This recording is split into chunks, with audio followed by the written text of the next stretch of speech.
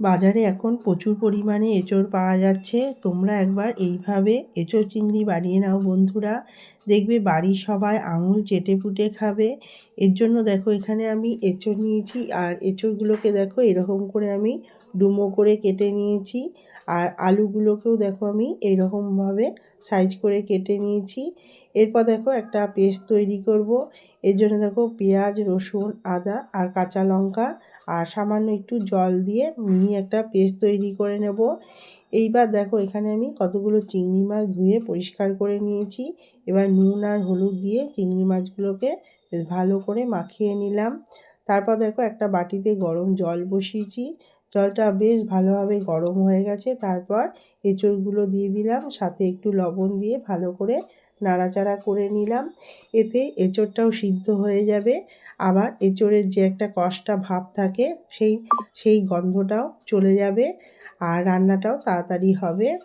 এরপর দেখো এঁচোড়গুলোকে আমি তুলে নিলাম, আর মিনিট 7-8 পর্যন্ত এঁচোড়গুলোকে একটু সিদ্ধ করে নিয়েছি।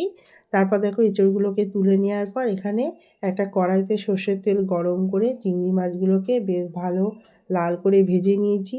এতে মাছগুলো যখন মুখে পড়বে খেতে বেশ ভালো লাগবে, আর গন্ধটাও বেশ ভালো হবে। আর এরপর দেখো ওই একই তেলের মধ্যে আমি এঁচোড়গুলোকেও নুন আর হলুদ দিয়ে মাখিয়ে নিলাম। এইভাবে এঁচোড়গুলোকে একটু লাল করে ভেজে নেবে। এতে যে এঁচোড় চিংড়িটা হবে, যে রেসিপিটা হবে, সেটা খেতে দারুণ হবে। অনুষ্ঠান বাড়িতে ঠিক এই রকমভাবেই রান্না করে। তোমরা অবশ্যই একবার এইভাবে তৈরি করে দেখো, বাড়ির সবাই আনন্দ সহকারে খাবে, আর এক পদেই খাওয়া হয়ে যাবে, আর আঙুল তো অবশ্যই চেটেপুটে খাবে। এরপর দেখো আর একটু এখানে সর্ষের তেল অ্যাড করলাম। তারপর এখানে সাদা জিরে, একটা দারচিনি, একটা লবঙ্গ আর একটা এলাচ দিয়ে ভালো করে ফোড়নটা নাড়াচাড়া করে নিয়ে আলুটাকেও একটু লাল করে ভেজে নিলাম। তারপর এখানে তেজপাতা আর পেঁয়াজ দিয়ে দিলাম, দিয়ে পেঁয়াজটাকেও বেশ লাল করে একটু ভেজে নিলাম। তারপর এখানে পেস্ট করা মশলাটা দিয়ে দিলাম, সাথে টমেটো পেস্ট, হলুদ গুঁড়ো, জিরে গুঁড়ো, ধনে গুঁড়ো আর লবণ দিয়ে দিলাম।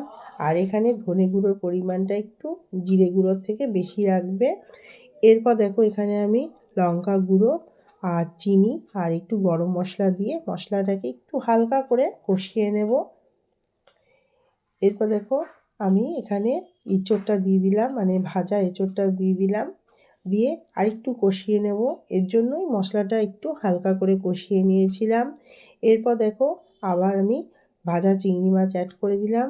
এটাকেও বেশ সব কিছুর সাথে ভালো করে কষিয়ে নেব। এতে মশলাটা বেশ ভালোভাবে কষানো হয়ে গেল, আর খেতেও বেশ ভালো লাগবে।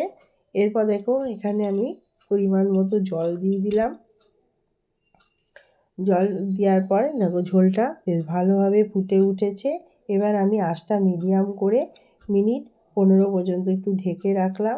15 মিনিট পর দেখো ঢাকনাটা তুলে নিলাম। রান্নাটা আমার একদম তৈরি হয়ে গেছে। এঁচোড়টাও দেখো বেশ ভালোভাবে সিদ্ধ হয়ে গেছে, আর আলুটা তো অবশ্যই সিদ্ধ হয়ে যাবে, তবু একবার একটু চেক করে নিলাম। রান্নাটা আমার পুরোপুরি তৈরি হয়ে গেছে। রেসিপিটা যদি তোমাদের ভালো লাগে অবশ্যই একটা লাইক কমেন্ট করো। তোমাদের সাথে আমার আবার পরের ভিডিওতে দেখা হবে।